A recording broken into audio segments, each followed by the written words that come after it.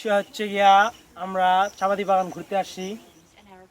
আমরা যখন প্রথমবার আসি এই চাপাতির গাছগুলো অনেক দেখতে সুন্দর ছিল। এই যে এখন গাছগুলা দেখান, গাছগুলা মানে অনেক হয়েছে, মরে গেছে, গাছগুলা ওঠায় রাখে দিছে। তেমনি একটা মানুষের জীবনে সুখ দুঃখ থাকবেই, প্রতিটা মানুষের জীবনেই সুখ দুঃখ থাকে।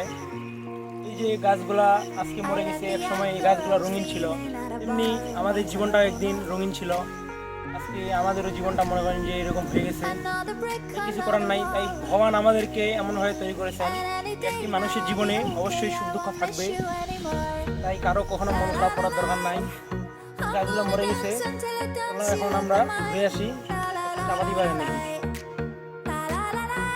গাইস দেখেন চাপাতি বাগানটা দেখতে কত সুন্দর, এটা যেমন রঙিন হয়েছে, কিছু কিছু মানুষের জীবনে এরকম রঙিন মানে সাজানো গুছানো, আবার কিছু কিছু মানুষকে সাজানো গুছানো করে নিতে হয়। তাই আমাদের একটাই সফলতার জন্য কাজ করতে হবে, কখনো ধৈর্য হারা যাবে না। আমাদেরকে সবাইকে সবসময় ধৈর্যের সাথে কাজ করে যেতে হবে, কারণ মানুষের নিজের উপর বিশ্বাস রাখতে হবে। কারণ মানুষের একটাই লক্ষ্য, এই সবারই নিজের নিজের সফলতার জায়গায় পৌঁছাতে হবে। তাই আমাদেরকে সবাইকে ধৈর্য রেখে কাজ করে যেতে হবে।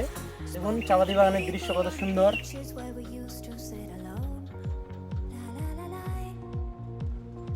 Swam in the deep end of the ocean and I threw away my phone.